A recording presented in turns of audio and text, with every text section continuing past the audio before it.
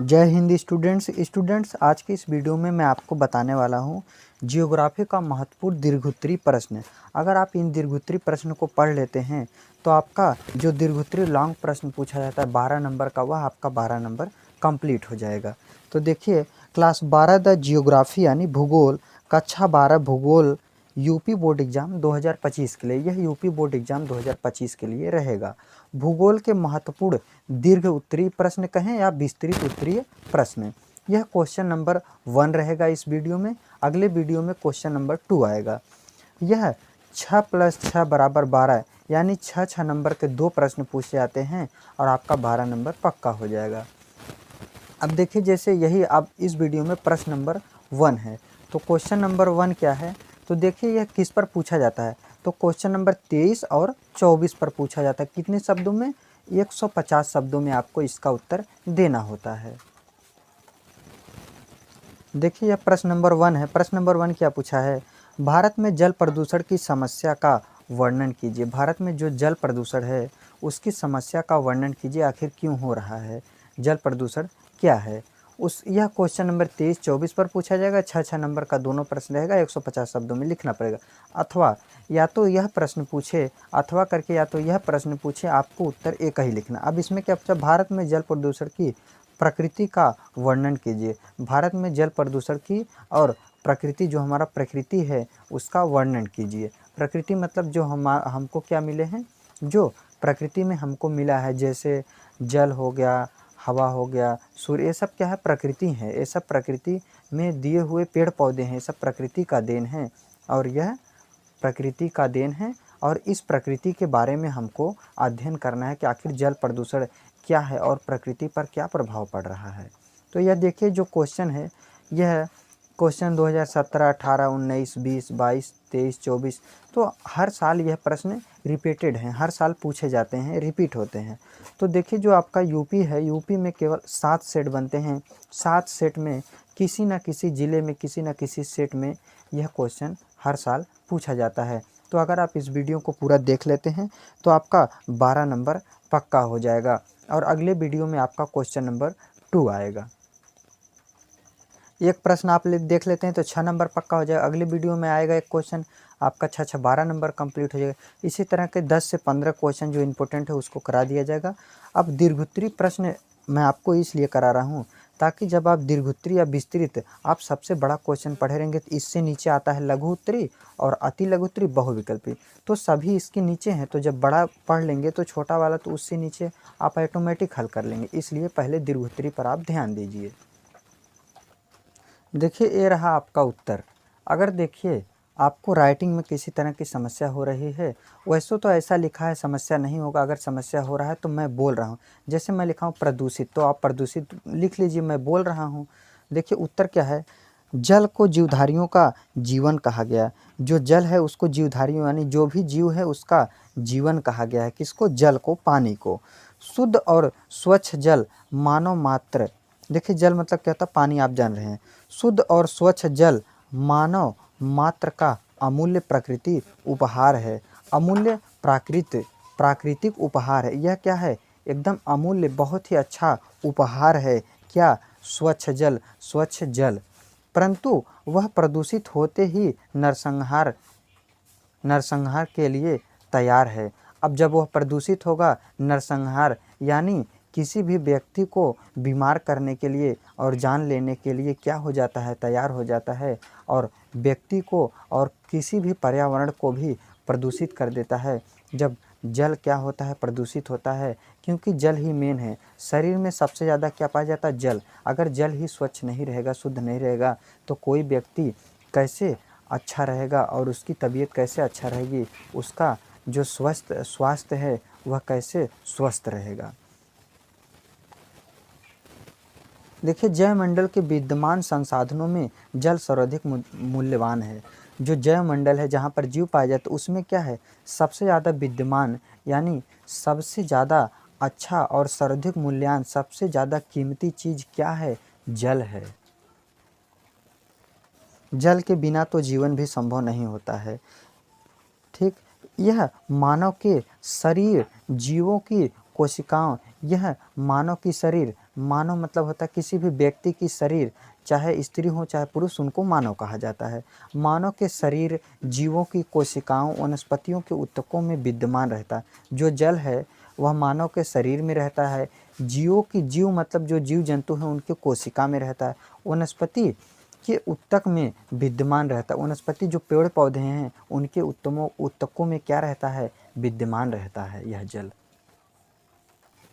अब आपको अगली हेडिंग क्या लिखना है कि गिलपिन क्या है, GILPIN, गिलपिन के अनुसार जल प्रदूषण की समस्या। किसके अनुसार, गिलपिन के अनुसार जल प्रदूषण का परिभाषा। जो गिलपिन वैज्ञानिक है, वह क्या विचारक हैं, वह क्या कह रहे हैं कि किसके बारे में, जल प्रदूषण का परिभाषा देना चाहते। कौन, गिलपिन के अनुसार। जब हम किसी के अनुसार लिखते हैं तो आपको ऐसे हेडिंग हाईलाइट कर देना, मतलब अंडरलाइन कर देना। उसके बाद डबल इन्वर्टेड कामा यहाँ पर लगाना, लिखना है क्या बोले हैं यह कि जल के रासायनिक, कामा भौतिक तथा जैविक गुणों में मुख्य रूप से मानव क्रियाओं के द्वारा आई गिरावट जल प्रदूषण कहलाते। वह क्या कह रहे हैं, जो रासायनिक और भौतिक और जैविक गुणों में मुख्य रूप से, जो रासायनिक है, भौतिक है, जो क्या हो सकता है, जो क्या है कि मुख्य रूप से भौतिक है और जैविक है, और गुणों में, भौतिक जैविक गुणों में मुख्य रूप से मानव क्रिया के द्वारा आई गिरावट, मतलब रासायनिक, भौतिक और जैविक गुण में मुख्य रूप से किसके वजह से, मानव के क्रियाओं की वजह से, मानव द्वारा किए गए कार्य की वजह से जो गिरावट आई है उसी को प्रदूषण कहते हैं। देखिए, रासायनिक होता है, भौतिक होता है।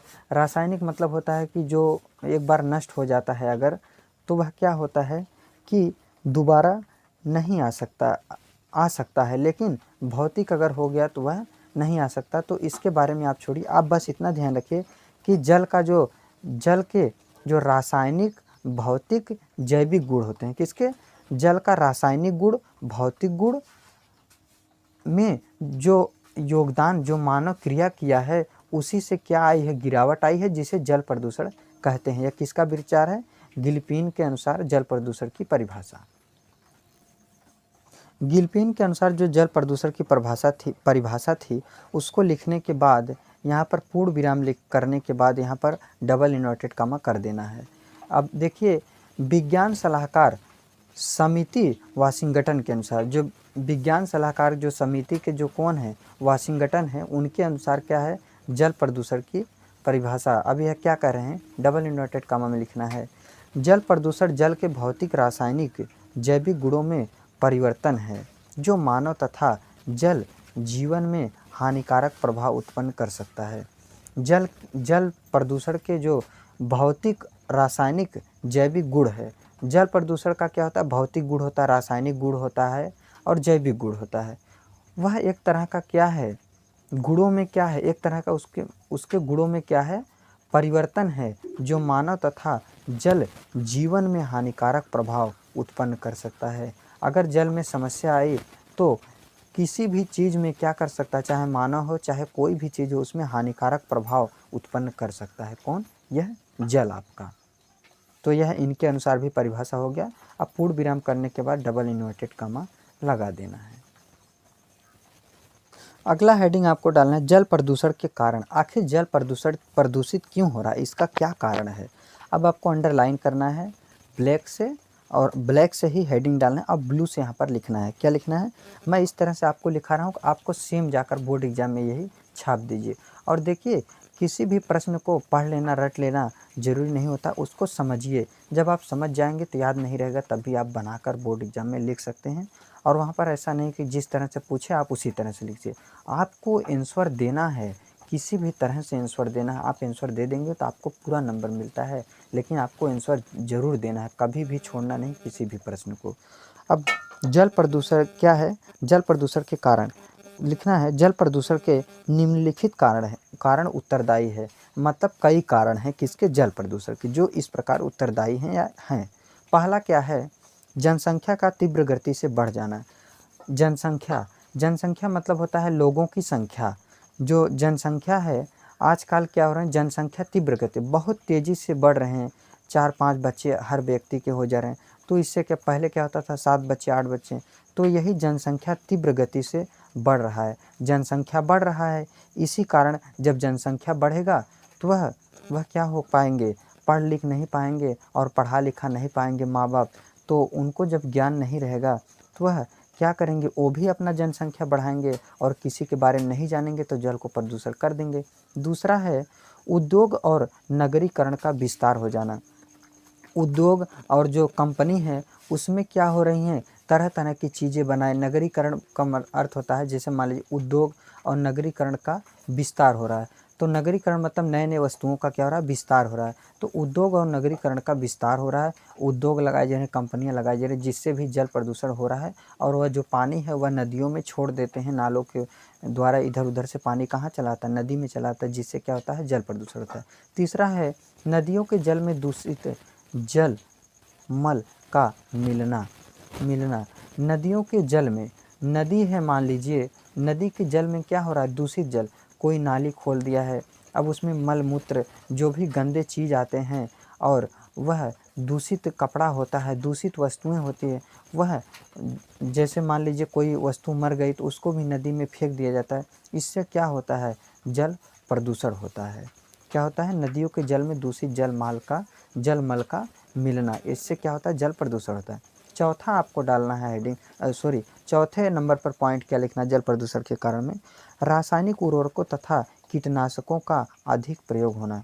रासायनिक उर्वरक जो दवा मिलते हैं खेत में डालने के लिए, और कीटनाशक भी दवा होता है किसको, कीटाणुओं को मारने के लिए, इसका जब अधिक प्रयोग होगा तो उससे क्या होगा कि जल प्रदूषण पर भी प्रभाव पड़ेगा, पर्यावरण प्रदूषण पर भी प्रभाव पड़ेगा।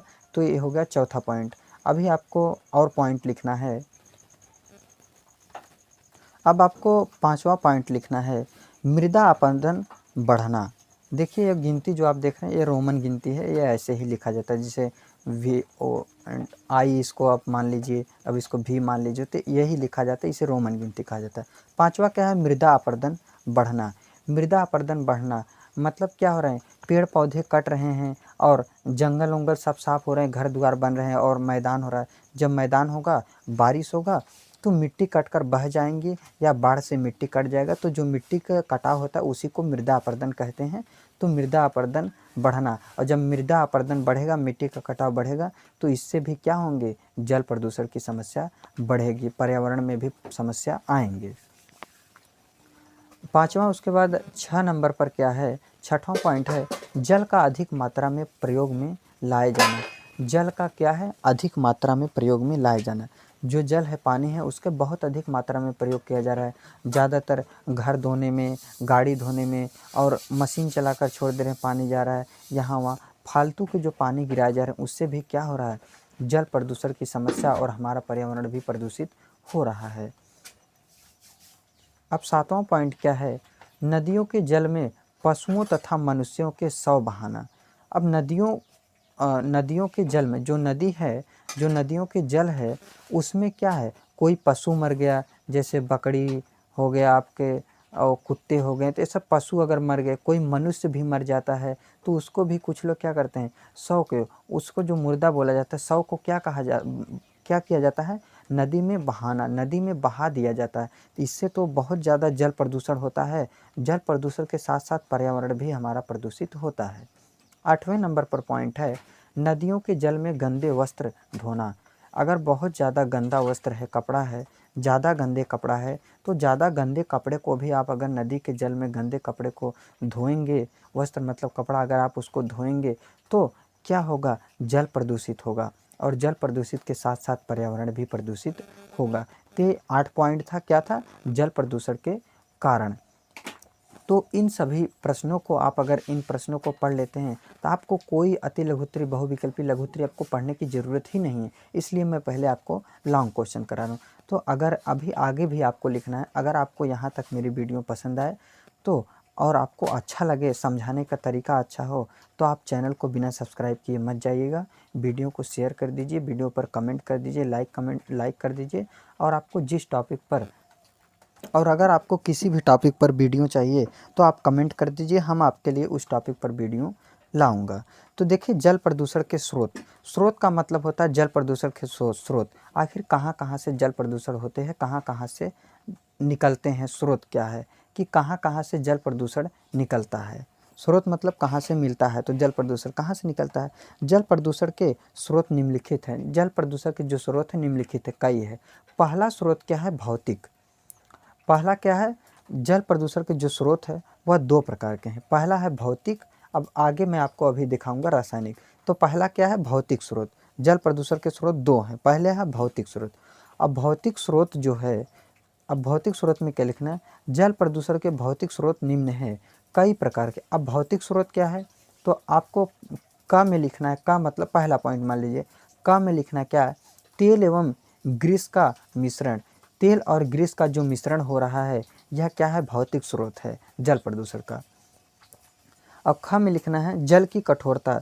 जल की कठोरता, जल जो कठोर हो रहा है, जल की जो कठोरता हो रही है, जल के जो बदलाव हो रहा है उसके स्वाद में, वही क्या है, जल की कठोरता में, वह क्या है, भौतिक स्रोत है। ग में है जल में धुले ठोस कण। जल में जो घुले हैं ठोस कण वो क्या है, भौतिक स्रोत है। और घ क्या है, सल्फाइड्स तथा फानोलिक, क्या है, फनोलिक, फनोलिक योगों का मिश्रण। किसमें, सल्फाइड्स तथा फनोलिक योगों का मिश्रण जो होता है यह क्या है, भौतिक स्रोत है। और अंग में क्या है, सीवरेज व्यवस्था। जो सीवरेज व्यवस्था चलाई गई ये भी किसके अंतर्गत आता है, भौतिक स्रोत के अंतर्गत आता है। तो जल प्रदूषण के दो स्रोत है, पहला है भौतिक स्रोत। भौतिक स्रोत में इतने चीज़ आते हैं। अब आपको दूसरा देखना है, रासायनिक स्रोत। अब देखिए जल प्रदूषण की क्या है, रासायनिक स्रोत। रासायनिक स्रोत, जल के रासायनिक स्रोत निम्न हैं। जो रासायनिक स्रोत है वह जल प्रदूषण के रासायनिक स्रोत निम्न है। क्या निम्न है, पहला का है क्या, अम्ल लवण एवं क्षारकों का मिश्रण। अम्ल लवण एवं क्षारकों का जो मिश्रण होता है वह क्या होता है, रासायनिक स्रोत के अंतर्गत आता है। अब का हो गया, ख में आपको डालना है रेडियोधर्मी तथा रासायनिक प्रदूषकों का योगदान। रेडियोधर्मी और रासायनिक जो प्रदूषक हैं उसका जो योगदान है वह क्या है, रासायनिक स्रोत है। और ग में आपको डालना है रासायनिक विषैली गैसों का मिश्रण। जो रासायनिक जल में क्या हो रहा है, रासायनिक जो विषैली गैस है उसका मिश्रण हो रहा है, यह भी क्या है, रासायनिक स्रोत है। और घ में आपको डालना है रासायनिक उर्वरकों तथा कीटनाशकों का मिश्रण। जल में क्या हो रहा है, रासायनिक उर्वरक, रासायनिक जो दवा हैं और क्या है, कीटनाशक भी दवा जो है कीटाणुओं को मारने के लिए, वो उसका क्या हो रहा है, जल में मिश्रण हो रहा है। ये क्या है, रासायनिक स्रोत है जल प्रदूषण के कारण, जल प्रदूषण के। अब अंग में आपको लिखना है भारी धातुओं यानी वारा, यानी क्या है, वारा, जिंक तथा सीसा आदि का मिश्रण। वारा, जिंक, सीसा तथा आदि का मिश्रण, यह क्या है, अंग में आता है। किस में आता है, रासायनिक स्रोत के अंतर्गत आता है जो जल प्रदूषण के स्रोत है। अब च में आपको डालना क्या, अब इसी के अंतर्गत आता है च, मानव की कृषि, उद्योग एवं सांस्कृतिक गतिविधियों। मानव की जो कृषि है, उद्योग है और संस्कृति जो गतिविधियां हैं वह भी आपका रासायनिक जल प्रदूषण का जो स्रोत है रासायनिक स्रोत के अंतर्गत आता है। छ नंबर पर आपका डालना, छ क्या है, छ औद्योगिक कचरे का झीलों तथा नदियों में विसर्जन। जो औद्योगिक उद्योग से कचरा आ रहे हैं जल में, जल हैं और झील के हैं, वह नदियों में विसर्जन किए जा रहे हैं, ये भी किसके अंतर्गत, रासायनिक स्रोत के अंतर्गत आएगा। अब ज में क्या डालना है, धार्मिक मेले, पर्यटन, धार्मिक मेले, पर्यटन तथा सांस्कृतिक गतिविधियाँ। जो धार्मिक मेले हैं, पर्यटन है, सांस्कृतिक गतिविधियाँ हैं, इससे क्या है, इससे भी रासायनिक स्रोत, यह एक तरह का, इससे भी जल प्रदूषण होता है। अब आपको लिखना क्या है, जल प्रदूषण की हानियाँ। आखिर जल प्रदूषण से क्या हानियाँ होती है, जल प्रदूषण हो गया तो इससे क्या हानियाँ होगी। तो जल प्रदूषण की प्रमुख हानियाँ निम्नवत है। जल प्रदूषण की जो प्रमुख हानियाँ है, कई हानियाँ वह निम्नलिखित है। पहली हानि क्या है, जल की गुणवत्ता का नष्ट हो जाए। जल की गुणवत्ता का नष्ट हो जाना, जल की जो गुणवत्ता है, स्वाद है, वह नष्ट होते जा रहा है, यह जल प्रदूषण की हानियाँ है। दूसरा, स्वच्छ तथा शुद्ध जल की मात्रा घट जाना। और जल प्रदूषण की हानियाँ क्या है, हानि यह हो रहा है कि जो शुद्ध जल है उसका जो शुद्ध स्वच्छ तथा शुद्ध जल की मात्रा घट जाना है। अब शुद्ध जल जो है वह स्वच्छ जल है, उसकी मात्रा घट जा रहा है, यह कम होते जा रहा है, लेकिन जो अशुद्ध जल है उसका मात्रा क्या हो रहा है, बढ़ रहा है। तो तीसरा पॉइंट है, लोगों का दस्त, पेचिश और मिचादी, बुखार और हैजा आदि रोगों का शिकार बन जाना। क्या हो रहा है कि जब अगर जल प्रदूषण, जल जब क्या हो जाए, जल की हानियाँ होगी, जल जब खराब हो जाएगा तो लोगों को क्या होगा, बीमार होंगे, दस्त पड़ेगा, पेचिश पड़ेगा उनका, और मियादी बुखार, कई तरह के बुखार आएंगे, हैजा रोग होगा, और वह क्या हो जाएंगे, आदि कई तरह के रोगों के शिकार बन जाएंगे। किस लिए, जल प्रदूषण की जब हानियाँ होंगी। चौथा है, जल के संरक्षण तथा उपचार पर भारी धन, श्रम और समय की बर्बादी होगा। अब जल का जो संरक्षण है, उसका जो उपचार है, उस पर क्या होगा, भारी धन, बहुत सारे धन और श्रम, मतलब मजदूर श्रम और समय की बर्बादी होगी। जब जल प्रदूषण हो जाएगा तो इसको संरक्षण करने में बहुत ही मुश्किल हो जाएगा और कई तरह की समय की भी बर्बादी होगी। तो ये रहा आपका किसका, ज्योग्राफी, भूगोल का दीर्घोत्तरीय प्रश्न। अगर आप इस प्रश्न को पढ़ लेते हैं तो आपका 6 नंबर पक्का हो जाएगा। और आपको पूरा वीडियो देखना है, जो वीडियो इसके बाद क्वेश्चन नंबर 2 आएगा, 2 ही प्रश्न आएगा, वो भी 12 नंबर का पूछा जाएगा, 6 नंबर का एक प्रश्न रहेगा। तो आज के लिए बस इतना ही, मिलते हैं कल की वीडियो में। और अगर किसी भी टॉपिक पर आपको वीडियो चाहिए, किसी भी सब्जेक्ट पर, आप कमेंट करेंगे, आपके लिए मैं वीडियो लाऊंगा। और आप अपना तैयारी अच्छी तरह से करिए। बोर्ड एग्ज़ाम 2025 यूपी बोर्ड की तैयारी आप अच्छी तरह से करिए। तो मिलते हैं कल की वीडियो में किसी और नेक्स्ट टॉपिक के साथ। आज के लिए बस इतना ही। जय हिंद, जय भारत।